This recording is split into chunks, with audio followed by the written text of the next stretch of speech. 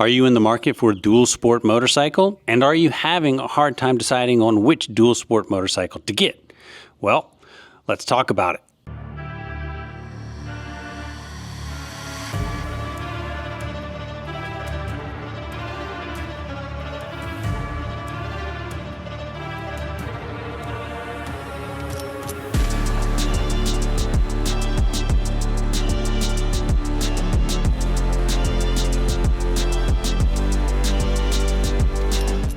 Hello, D-Rock here. Welcome to the channel. I hope you all are well. So behind me are my three dual sport motorcycles. I have an XT250, a Honda CRF 300L, and a Suzuki DR650. So I've got a few motorcycles, and I tend to get quite a few comments asking advice on what motorcycle this person should get. For an example, like, listen, I'm in the market for an XT250, a 300L, and a DR650. Which one should I get? Well, the short answer to that is it depends, and there's also a bit of a longer answer. Now, this also applies if you're in the market for a dual sport motorcycle. If you're new to riding, this video is probably more geared to a new rider, and you're not sure what to get. So I thought I'd just go over a few things that I've learned through my experience with these motorcycles, and hopefully it'll shed some light and perhaps help you. So let's get to it. First, what is a dual sport motorcycle? Well, the easy answer is it's a motorcycle that can ride both on-road and off-road, I guess to another degree legally. So when you're considering that, you may want to ask yourself, number one, what am I going to be riding in predominantly? Am I going to be more on the highways, interstates, back roads, or am I going to be more on the dirt looking at some type of technical terrain or single track or things of this nature? That could help in what you choose and may save you money. So let's start there. And by the way, I'm not going to go in any particular order, so there's no, unique structure here. So let's just start with that one. What do you plan to ride in? Like I mentioned, you want to ride mostly in the dirt? You want to ride mostly on road, pavement, asphalt? Well, that could determine a lot of things in what your first dual sport motorcycle should be. What you're looking at here are my three dual sports. Like I said, we have an XT250, a 300L, and a DR650. These are all pretty different riding bikes. One thing, maybe not, one thing I should say that's very important, especially, well, actually both for on-road and off-road, is the weight of the bike. So the XT250 is around 290 pounds. That's not with gear on it. 300L, I believe, is like 309. And then the DR650 stock, let's just say stock form for all these bikes, is about 365 pounds, if I get that right. Weight plays a huge factor in how your bike's going to handle off-road and on-road. To give examples of this, I actually did a video called Weight Matters a few months back, so have a look at that one as well. But the XT250, for example, like I mentioned, it's about 290 pounds. That's stock, of course. It's a light bike. Now, like a true dirt bike is going to be lighter, of course, or can be lighter, I should say. 290 pounds may or may not seem like a lot to you. However, it depends on, once you get this thing on the dirt, you'll find, well, in my case, you'll find it easily maneuverable. It's easy to pick up. You can get into lots of technical terrain, depending on how technical, and you can ride it fairly comfortably through that. It has a low seat, so you can get on the ground. You can stand flat-footed on the ground really easy.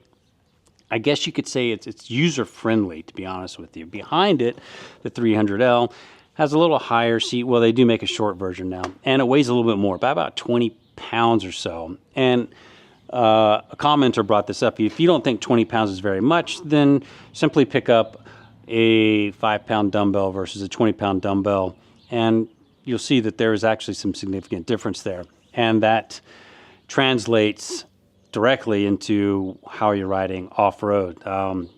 repeatedly picking up a bike that weighs 20 pounds more than another bike, like I said, may not seem like enough or much, but when you pick up the bike many times, it does add up. And then further back, the DR650 at 365 pounds, that's stock. That's not with all your stuff attached to it. Riding off-road, especially, let me make this very important here, solo by yourself, it gets really heavy really quick. Now, another thing to think about in regards to weight is how it's going to affect you while you're riding on the highway or even the interstate. And the XT250, that lightweight that makes it so easy to deal with off-road, could be a possible detriment to you on the highway or, let's say, the interstate. In my example, I'll get tossed around like a potato chip. With wind, where I live, desert, lots of big open valleys, always wind, always windy, howling winds, crosswinds. You'll just get knocked around, and it gets exhausting dealing with it. If at times scary, to be honest with you. Then you add in the factor of a semi blowing past you. Same thing with the CRF 300L, highways, interstates, with me at least. Wind plays it's a big factor in the enjoyment of my ride on the highways and interstates. And of course, the interstate, when semis are blowing past you, it could be a little bit terrifying. Now, the DR650, of course, the weight translates a lot more, just a stable ride on the highways and interstates. That extra weight is stabilizing the bike more with winds and dealing with traffic and on the interstate. Not great, but it ain't bad either. Still get blown around with the semis on the interstate a little bit. However, what that translates to off-road is that the bike's a little more to deal with off-road versus the XT250, who's so much lighter. So weight plays a big difference in bikes. So you need to possibly consider that when you're getting into your first dual sport. I don't have a KLR 650 presently to add into this mix because I've sold mine, but that's a big bike, and a lot of people go for a KLR 650. I know I did. I think it's a great bike. However, it's a very big and heavy bike. It's a little heavier than the DR650, but it's a lot bigger. It's just a big bike. So you get one of those off-road and you're by yourself and you drop it, lay it down, get it into a ditch, it becomes pretty serious pretty quick. So this kind of goes back to, what do you particularly want to ride in? Do you want to ride more in the dirt, or do you want to ride on the asphalt or pavement? So if you want to ride more on the dirt, I would probably look at a lighter bike. If you want to ride more on the pavement, asphalt, I would probably look at something a little heavier that's going to give you a more stable ride. Now, another big factor, of course, is price range. That's right, monies. There's a bit of a difference compared to my XT250 versus the DR650. I think out the door I get the XT sticker prices, well, a few years ago, I think were like $5,200 or something like that, and then out the door it's like $6,000 and something. For the CRF 300L, I think sticker was $62, and maybe got it out the door just under $7,000. I can't really remember. And then the DR650 was right at $69.99 or something. I got it out the door for like $8,000 or so. So that's just the first step. Whatever the sticker price says, you might as well tack another $1,000 onto that with all the fees the dealership charges. And then, of course, you're going to want to build out the bike. That can be expensive, or it will be expensive, I should say. Plus, when you add in, if you want to buy protective gear, very expensive also. You're gonna be in it for some money. So that may be something you want to consider as well when you buy your first dual sport, is how much you're really willing to pay. Now, one great thing about the dual sport motorcycles is that, and you go on your Cycle Trader or whatever local page you have for used motorcycles, you can usually find great condition used dual sports, especially after the 2020 debacle, when everything was shut down. Everybody went out and bought all these bikes and all this outdoor equipment, and then a year or two later they decide they don't want to do it anymore. It's all up on there. See, lots of KLR 650s up there. You can usually find a great condition dual sport motorcycle, a lot of times already built out, armored, luggage racks, all that stuff for significantly cheaper than going new. So definitely check that out. Bikes like the XT250, the DR650, probably the 300L as well. They are very reliable bikes. So they hold their value, but you could still get great deals on used options. So I'd definitely have a look at that first. I wouldn't hesitate on buying a 10-year, 15-year-old XT250. They're bulletproof in my book, so I wouldn't hesitate to purchase one of those. That goes with the DR650 as well. So definitely think about your price points when you're researching a dual sport motorcycle as well. Now let me just insert this here. All my experience with dual sport motorcycles has been with Japanese bikes. So that's where I'm getting my experience from. I don't have any knowledge of the European bikes or the Chinese bikes or whatever else is out there. I just have experience with what I've owned and ridden, which have just been Japanese bikes, the Honda, Suzuki, Yamaha, and that's all I can talk about or pull from my experience. And speaking of that, all of those bikes have been absolutely reliable. I've had no issues with the Yamaha, the Honda, or the Suzuki. If I have had an issue, it's usually been my own fault when I'm tinkering things and building the bike out. That's usually been the issue. But I will just say, as far as reliability, bulletproof, the XT250 is at the top of the list. It's a fantastic bike. They're all fantastic bikes, but I definitely vouch for the XT250. Just wanted to put that in there. So I get a lot of these comments as well. I'm 5'10", I'm 6'4", I'm 6'3", 300 pounds. Would this bike be good for me? So yes, think about your size when you're purchasing a dual sport motorcycle. If I've done lots of videos on all of these bikes in regards to comfort levels, in regards to my size, I'm about 5'10", 175 pounds, and how that affects my comfort with the bikes while riding on and off-road. Lots of videos on those on this channel. However, I think you should probably take that into consideration when you are looking at a dual sport motorcycle. How big are you? So when we're talking size, it's actually very important. So for an example, if you're 6'4" and 300 pounds and you buy an XT250, it's a very light bike, it has a short seat height, you more than likely will not have a very comfortable ride. So now it may be fine for short jaunts off-road where you're basically standing while you're riding. That will be difficult too, because you'll be squunched over, leaning down. You'll have to deal with handlebar risers and stuff like that. But you'll really notice it when you're spending long times riding on the asphalt on road, because of your size, you'll be squunched up on that little bike, and it'll get pretty bad pretty quick. So consider size pretty important when you're looking at bikes. On the other hand, if you're 5'5" and weigh 125 pounds, an XT250 would be a great bike on road and off road, because you're lighter, you're smaller, and it's just going to fit better. If you're a bigger person, you may want to consider things like the DR650 or even the KLR650.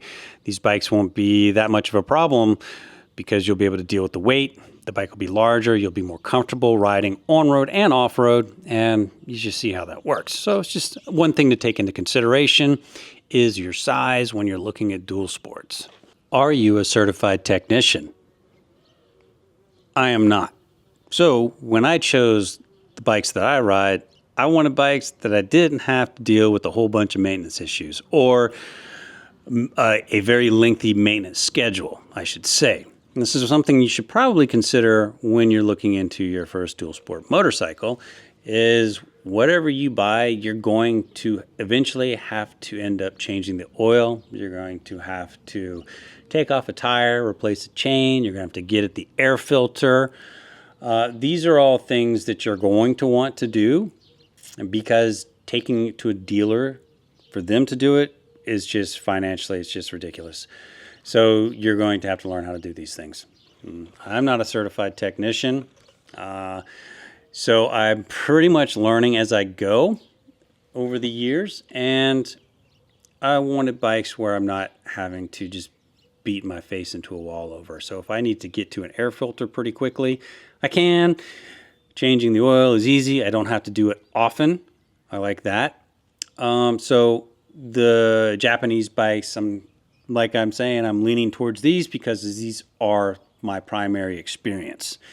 The ease of maintenance is very conducive to my riding, and that's something you want to think about. I know some of, let's say, maybe the European bikes, the maintenance schedule is pretty frequent. So if you don't mind it, then you don't mind it. However, I just don't. I don't have the time to continually do things of that nature. So I like the fact that my maintenance schedules on these bikes is kind of long, so I don't have to constantly think about it. It's not saying I don't maintain my bikes. It's just I don't want to have to constantly do it. So perhaps that's something you want to consider when choosing a dual sport motorcycle. Like I mentioned, that's pretty much why I like the Japanese bikes, is because it's the ease of maintenance. Research the bike. That's right. On YouTube, there's a bazillion videos on literally every single motorcycle out there. So you've got quite the selection to research from. So for an example, my first dual sport motorcycle was the XT250.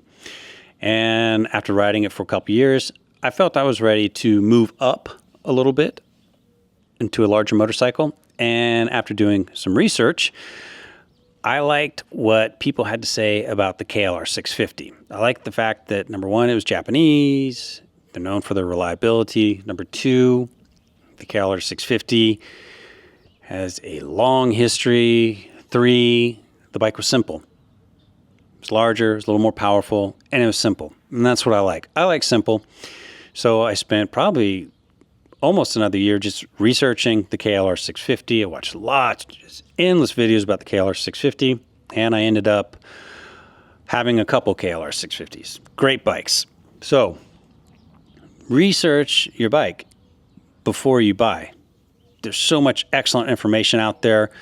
There's excellent YouTube channels that specifically talk about all the different types of motorcycles. So you've got endless content to research your bikes. And it's a great option to have these days. So definitely do that as well when you're thinking about purchasing a dual sport motorcycle. And while you're researching, do all the things that I just talked about.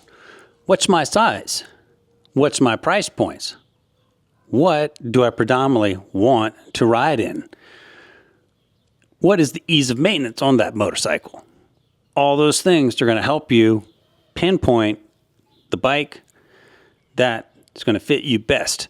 However, you can also go the other route where you buy one bike and then all of a sudden you have 3 bikes or 4 bikes or 5 bikes. It happens. I can assure you it happens. So hopefully some of this information has helped you in your decisions. And now I'm just going to talk a little bit about my 3 bikes. I'll be brief. All right. Yamaha XT250. Pros: light, versatile, absolutely reliable. I have the most fun on this bike in the backcountry. I can almost go anywhere with this bike. I'm not saying it can do hard enduro, but this bike can do a lot more than what it looks like it can do. Con, if you're a taller person and you're doing, or if you're just doing long rides on road, this bike can be a bit of a chore. It can be kind of uncomfortable. You just got to ask yourself, what would you specifically be riding this bike more in? I tend to ride it more in deep backcountry settings where I'm not centered on sitting and riding for long periods of time. And that definitely helps. So a couple pros and cons with this bike. However, overall, absolutely fantastic bike. If you can have one of these in your stable, I highly recommend it. CRF 300L. I think this is also a great bike. It's lost its luster over the last few years when people realize what this bike is actually meant for in a dual sport purpose. This is not a technical riding bike. I can assure you that. For my purposes, it works fantastic. This is also a deep backcountry bike. It's still light at just over 300 pounds. That's, of course, not with all the junk on it. Reliable, very reliable bike. However, it does lack a bit in power, and the suspension is not good at all. So that's going to definitely be a con, especially if you're carrying camping gear. If you're using this for moto camping, you put a bunch of gear on it, the suspension is something you're going to have to deal with. However, I do enjoy this bike. I have no problems going deep in the backcountry with it. However, I will say the stock tank is a little, it's not very much. So I go 100 miles deep in the desert. I have to carry lots of extra gas. So, however, overall, I think this is it's still a great bike, but you need to be aware of the limitations of it. On-road, interstate, yes, I've ridden on the interstate with this thing. Like I mentioned, it's so light that you'll still get knocked around by the wind and, passing semis. So, however, it can do 60, 65 miles an hour down the highway pretty comfortably. It's a little taller, at least the normal version is, not the short version, than the XT250. So it fits me perfectly. I'm 5'10", very comfortable bike for me. And the DR650, the classic, the dual sport motorcycle. Well, this is a great bike as well. I love mine. It has been heavily modified. It looks nothing like it did in its stock form. It's quite heavier. I basically turned this bike into a mini KLR 650. So that is definitely one of the pros with this bike. The absolute availability of a million different parts, however you want to build this bike out, you can do it. It has a long history, so this bike is pretty darn reliable. I haven't had any issues other than what I probably caused by myself, especially from removing gas tanks and things of this nature. So overall, yeah, absolute reliable bike. This is what I ride most conservatively off-road in the backcountry. I still take it deep into the desert. I just don't get myself in as interesting terrain. So I'm pretty conservative while riding this in the backcountry. On the highway interstates, it's a much more stable bike than the previous two bikes I just talked about because of the weight of the bike. So a little more comfortable to deal with in that manner. As far as cons, some would say the cons, it's still carbureted after so many years. It is a carbureted bike, so if that's a con for you, then that's a con for you. That's also only 5-speed, however, it doesn't really bother me. It does just fine for my applications. If you want something, you can always change out the sprockets, I think, to reduce speed or increase speed or however you want to deal with that. So those are maybe a couple of cons with the bike. But overall, once again, like I mentioned, I like across the board the Japanese bikes, reliability, cost, ease of maintenance. All right, there you have it, folks. Hopefully this may have shed some light or some help in your decisions regarding dual sport motorcycles. So thank you very much for watching. I got lots more content on the way. If you're new to the channel, consider subscribing. It is free and it helps tremendously. Stay safe out there, folks. Thank you very much for watching. We'll see you next time. D-Rock out. Adios.